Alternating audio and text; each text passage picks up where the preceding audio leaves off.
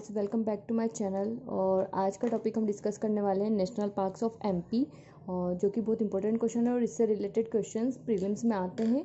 और आपको अच्छे से ये टॉपिक मैं समझाने की कोशिश करूँगी। इसके फैक्ट्स के बारे में मैं आपको बताऊँगी। तो आई होप आप साथ में नोट्स बना रहे होंगे और उसको फैक्ट्स को नोट डाउन करते जाएंगे। तो अब स्टार्ट करते हैं। सबसे पहले मैं आपको बताना चाहूँगी कि एमपी में कुल 11 नेशनल पार्क है। तो इन 11 नेशनल पार्क के बारे में हम पढ़ेंगे, जिसमें से 9 बन चुके हैं और 2 प्रस्तावित है। बाकी वो 2 भी बन चुके होंगे, बट हर बुक में उनको प्रस्तावित दिखाया जाता है। जो ओमकारेश्वर नेशनल पार्क है और डायनासोर फॉसिल नेशनल पार्क है, उनको हमेशा प्रस्तावित बताया जाता है। सब बुक्स में आप कोई सी बुक पढ़ेंगे तो कोई बात नहीं, हमको इतना प्रस्तावित वगैरह का नहीं पूछेंगे, हमको पूछेंगे फैक्ट्स, जो कि अब हम स्टार्ट करने वाले हैं। जैसे कि मैंने आपको बताया कि हमारे यहाँ 11 नेशनल पार्क है, उनके बारे में पढ़ेंगे। उनमें से कुछ 6 नेशनल पार्क्स को प्रोजेक्ट टाइगर में शामिल किया गया था। जो प्रोजेक्ट टाइगर आपको पता होगा 1973-74 में लागू किया गया था, उसके बारे में भी हम कोशिश करेंगे इसमें या अगली वीडियो में पढ़ ले। छोटा सा टॉपिक है, उसमें से क्वेश्चन आते हैं, वो फैक्ट याद कर लेंगे। मैं आपको उसकी भी ट्रिक बता दूंगी, जिससे कि आपको प्रोजेक्ट टाइगर में हमारे कौन कौन से नेशनल पार्क इंक्लूडेड है वो याद हो जाएगा। तो स्टार्ट करते हैं। सबसे पहले नेशनल पार्क के बारे में हम पढ़ेंगे। तो सबसे पहले हमने यहाँ पे पढ़ेंगे कि मैंने आपको हमेशा ऊपर से डिस्ट्रिक्ट्स पढ़ना सिखाया है। अगर आपने नहीं पढ़ा है तो मैं ऊपर आई बटन पे क्लिक करके आप देख सकते हैं मेरी डिस्ट्रिक्ट्स वाला वीडियो, और जो भी वीडियो आपको देखना होगा आप मेरी प्लेलिस्ट पे जाके देख सकते हैं। तो हम स्टार्ट करते हैं। सबसे पहले हम यहाँ पे गए तो हमारा शिवपुरी मैंने आपको यहाँ पे पढ़ाया है। आई होप आपको अच्छे से दिख रहा होगा। अगर नहीं दिखता है तो मैं बोलती इसलिए जा रही हूँ साफ साफ, ताकि आपको अच्छे से समझ में आ जाए। तो शिवपुरी में है हमारा माधव राष्ट्रीय उद्यान। माधव राष्ट्रीय उद्यान कहाँ है? शिवपुरी में है। माधव राष्ट्रीय उद्यान शिवपुरी में। इनके बारे में मैं कुछ कुछ फैक्ट्स भी बताती जाऊँगी, जो कि इसकी स्पेशलिटी जिससे क्वेश्चन आते हैं, तो आप वो नोट डाउन कर लीजिएगा, ताकि वही आपके लिए मेन इंपॉर्टेंट बैसेगा। तो सबसे पहले मैं बताऊँगी कि माधव के बारे में क्या इंपॉर्टेंट है। तो माधव नेशनल पार्क के बारे में ये इंपॉर्टेंट है कि यहाँ पे है जॉर्ज कैसल। जॉर्ज कैसल या जॉर्ज भवन यहाँ पे स्थित है। कहाँ पे स्थित है जॉर्ज कैसल? तो आपको पता होना चाहिए माधव नेशनल पार्क में। मैं कोशिश करूँगी, अगर मुझे इसका फोटो मिल जाता है तो मैं शेयर कर दूँगी इस वीडियो में। तो जॉर्ज कैसल। और दूसरा इसका है कि ये एकमात्र ऐसा नेशनल पार्क है जिसके बीच से होके कोई सा नेशनल हाईवे जाता है। तो वो कौन सा नेशनल हाईवे है जो इसके बीच से होके जाता है? तो वो है हमारा NH3। तो आपको याद रखना है कि ऐसा कौन सा नेशनल पार्क है जिसके बीचों बीच से, मतलब बीचों बीच नहीं, जिसके मध्य से गुजर कर नेशनल हाईवे गुजरता है। तो वो है हमारा माधव नेशनल पार्क, और जिसके मध्य से होके NH3 गुजरता है। आई होप आपको इतना समझ में आ गया। इसमें इतने ही फैक्ट है, इसके अलावा इतने इंपॉर्टेंट फैक्ट नहीं है। जरूरी नहीं है आपको हर नेशनल पार्क का एरिया याद करना है या वो कब बना था उसका सन याद करना है। जिसका इंपॉर्टेंट होगा मैं उसका आपके साथ शेयर कर दूंगी। तो उसके बाद हम आगे चलते हैं हमारे पन्ना में। पन्ना में है हमारा रेप्टाइल पार्क।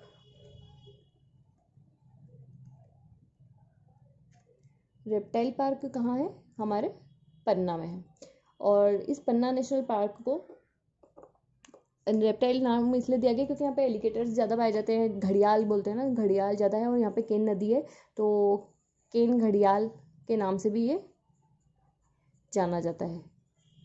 इसकी और कुछ इतनी इंपॉर्टेंट नहीं, यहाँ पर रेप्टाइल्स ज़्यादा पाए जाते हैं, इसलिए रेप्टाइल पार्क है ये पन्ना नेशनल पार्क।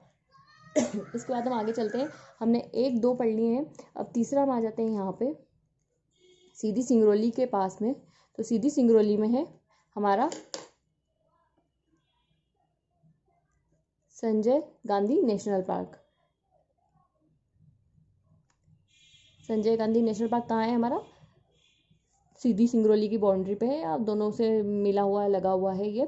तो आपको ये बात याद होनी चाहिए कि अगर आपसे क्वेश्चन पूछा जाता है एग्जाम में कि ऐसा कौन सा नेशनल पार्क है जो कि पहले छत्तीसगढ़ में भी लगता था, या मतलब छत्तीसगढ़ से बढ़ चुका है, पहले बहुत बड़ा पार्क था, अब बढ़ के आधा इसका हिस्सा छत्तीसगढ़ में जा चुका है, तो आपको पता होना चाहिए संजय गांधी नेशनल पार्क, है ना। और अब हम आगे बढ़ते हैं नेक्स्ट हमारे पार्क की तरफ, जो कि है उमरिया में हमारा बांधवगढ़। तो बांधवगढ़ हमारा उमरिया में। एग्जैक्ट मैं डिस्ट्रिक्ट्स अभी नहीं बता रही हूँ आपको, जहाँ भी मुझे सूटेबल लगेगा ताकि आपको अच्छे से क्लियरली समझ में आ जाए। तो हम उमरिया में पहुँचे हैं, तो उमरिया में है हमारा बांधवगढ़। अब बांधवगढ़ के बारे में आपको थोड़े से फैक्ट बताऊँगी, तो आप उनको नोट डाउन कर लीजिएगा। Bandhavgarh national park. Bandhavgarh national park के बारे में मैं आपको बताना चाहूँगी कि ये उमरिया में है। ये जो पार्क है हाईएस्ट टाइगर डेंसिटी यहाँ पे रिकॉर्ड की गई है। तो जहाँ पे मतलब सबसे ज़्यादा टाइगर की डेंसिटी घनत्व कहाँ पे है, तो वो है हमारे Bandhavgarh national park of MP में।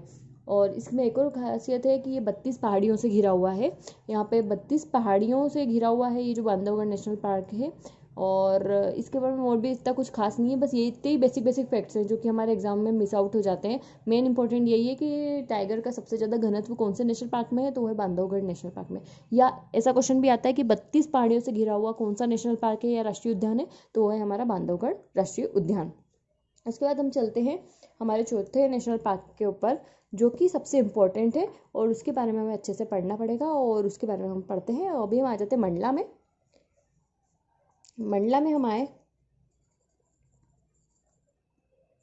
तो हमारा आ जाता है यहाँ पे वेरी वेरी इंपॉर्टेंट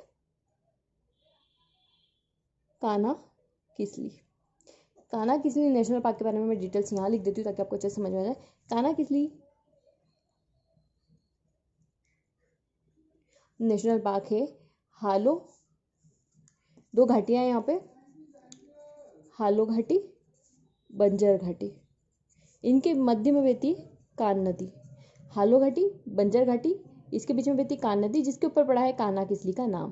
तो यहाँ पे नेशनल पार्क, ऐसा कौन सा नेशनल पार्क है जो हालो बंजर घाटी के मध्य में। मैंने एक क्विज का छोटा सा वीडियो दिया था, आप लोगों ने अगर नहीं देखा हो तो उसमें आंसर कर रही है। बहुत इंपॉर्टेंट क्वेश्चन मैंने शेयर किए हैं उसमें। तो उसमें भी क्वेश्चन है कि हालो बंजर घाटी कौन से राष्ट्रीय उद्यान मतलब उसके मध्य में है, तो वो है कान्हा किसली। कान्हा किसली राष्ट्रीय उद्यान हालो बंजर घाटी के मध्य है। इसके अलावा इसके जो इंपॉर्टेंट फैक्ट्स है आप राइट डाउन करते जाइएगा, क्योंकि इससे क्वेश्चन आते हैं। तो जैसे कि मंडला में सिचुएटेड है, ये 1955 में नेशनल पार्क बना था। इसका ही मैं आपको सन बता रही हूँ क्योंकि इंपॉर्टेंट है। नेशनल पार्क कब बना था कान्हा किसली, 1955 में। ये एमपी का फर्स्ट नेशनल पार्क है जिसे प्रोजेक्ट टाइगर में ले गए। मैं प्रोजेक्ट टाइगर में तो डबल से बताऊंगी, पर यहाँ पे बता दूँ इसको प्रोजेक्ट टाइगर में कब लिया गया था।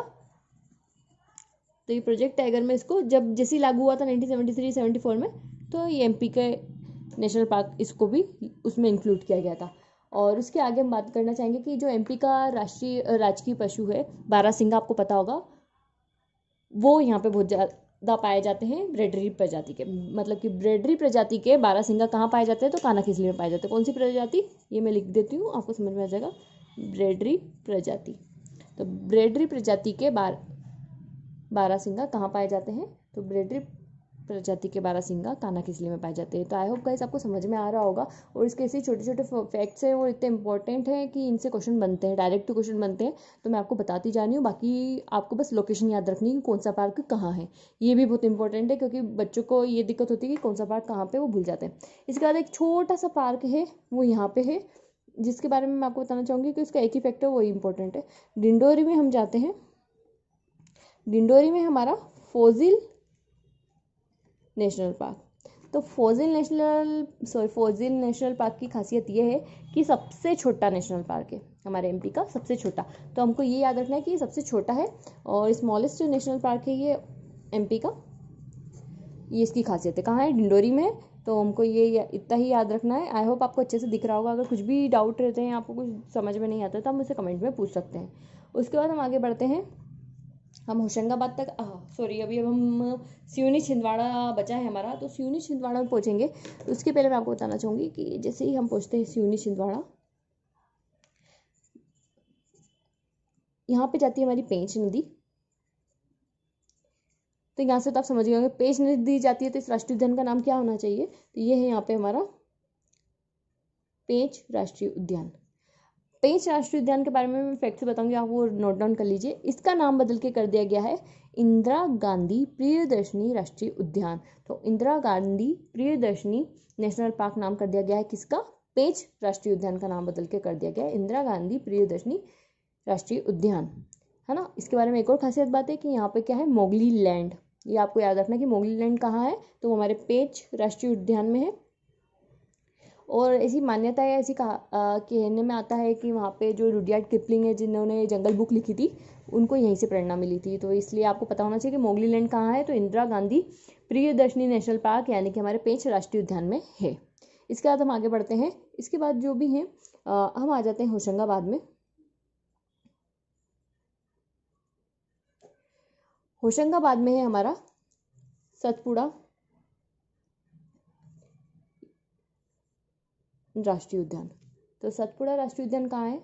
हमारा होशंगाबाद में है। इसके बारे में और कोई से इंपॉर्टेंट फैक्ट नहीं है, होते तो मैं आपको ज़रूर बताऊंगी। और अगर मुझे बाद में भी कोई से फैक्ट लगते तो मैं एक अलग से चैप्टर बनाऊंगी जिसमें मैं आपको इसी फैक्ट्स रखूंगी एमपी जीके के। अगर आप चाहते हैं कि एमपी जीके जो कि प्रीलिम्स में पूछा गया है जैसे क्वेश्चन आते हैं तो हम उसके एक वीडियो अलग से बनाएंगे अगर आप लोग चाहेंगे तो। तब बात करते हैं आगे। सतपुड़ा में है, सतपुड़ा नेशनल पार्क कहाँ पे? होशंगाबाद में है।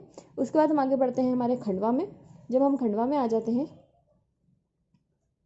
तो ये है हमारा ओमकारेश्वर नेशनल पार्क। तो आपको पता होना चाहिए ओमकारेश्वर नेशनल पार्क कहाँ है? खंडवा में। इसके यही फैक्ट है, ज़्यादा इंपॉर्टेंट फैक्ट नहीं है। अब जो भी हमारे 2-3 बचे हैं जिन जिन के फैक्ट है मैंने आपको बता दिए हैं और आई होप आपने उनको अच्छे से समझ लिया होगा। अब आगे बढ़ते हैं हम हमारे अगले नेशनल पार्क की तरफ। तो अब हम पहुँच जाते हैं धार में। तो धार में कौन सा नेशनल पार्क है हमारा? धार में हमारा डायनासोर फॉसिल नेशनल पार्क। तो कि मतलब कि एमपी का फर्स्ट डायनासोर फॉसिल पार्क बनाने की योजना है, अब बना है कि नहीं ये तो मैं भी नहीं जानती हूँ, बुक्स में आता है उस हिसाब से मैं आपको बता रही हूँ। तो डायनासोर फॉसिल नेशनल पार्क मतलब डायनासोर के जीवाश्म का राष्ट्रीय उद्यान, तो वो कहाँ है? धार में है। बस आपको यही फैक्ट याद करना है, कहाँ है? धार में। इसके बाद हम एक और जाते हैं जो हमारा लास्ट आज का नेशनल पार्क रहेगा। हम पहुँचे भोपाल, बताया था ना मैंने, यहाँ पे लूम जैसा भोपाल में है, हैंडलूम का काम होता है यहाँ पे। भोपाल में हमारा वन विहार, वन विहार राष्ट्रीय उद्यान कहाँ है? भोपाल में। इसकी खासियत सिर्फ एक है, वो मैं आपको बता दूं। क्वेश्चन भी आता है ऐसा है कि शहर के बीचों बीच या मध्य में स्थित कौन सा नेशनल पार्क है? तो एमपी के शहर के बीचों बीच में स्थित वन विहार राष्ट्रीय उद्यान है जो कि भोपाल में स्थित है। तो गाइज हो गया, आज के चैप्टर को हमने कंप्लीट करने की कोशिश की है। आई होप आपको अच्छे से समझ में आया होगा और मैंने कोशिश तो की है आपको जितने फैक्ट्स है वो कवर कराने की, और भी अगर कुछ मुझे नए फैक्ट्स मिलते तो मैं कवर कराने की कोशिश करूँगी। प्रोजेक्ट टाइगर बचा है नेशनल पार्क से रिलेटेड, उससे क्वेश्चन आते हैं तो हम कोशिश करेंगे कि जो मैं अगला वीडियो बनाऊँ उसमें नेशनल पार्क कंप्लीट करूँगी। मैंने देखा है कि बच्चे कमेंट कर रहे हैं कि मैडम 15 बॉडीज़ ऑफ कॉन्स्टिट्यूशन की जो इंपॉर्टेंट बॉडीज़ दी है उसमें स्टेचुरिया कॉन्स्टिट्यूशनल वो कंप्लीट करवा दीजिए। तो मैं सोच रही हूँ अगर आप लोगों का रिस्पॉन्स रहता है तो अगला चैप्टर हम उसका बनाएंगे। आप चाहेंगे तो मैं इकट्ठी एक वीडियो थोड़ी बड़ी हो जाएगी 1-2 घंटे की, उसमें आपकी सारी बॉडीज़ कंप्लीट करवा दूँ, या एक एक बॉडी 2-2 5-5 मिनट के चैप्टर्स बना के वो कंप्लीट करवा दूँ। तो आप मुझे कमेंट करके जरूर बताइएगा। वीडियो अच्छा लगा हो तो लाइक कर दीजिएगा, कमेंट कर दीजिएगा, वीडियो को शेयर कीजिएगा और सब्सक्राइब करना ना भूलें। Thank you for watching.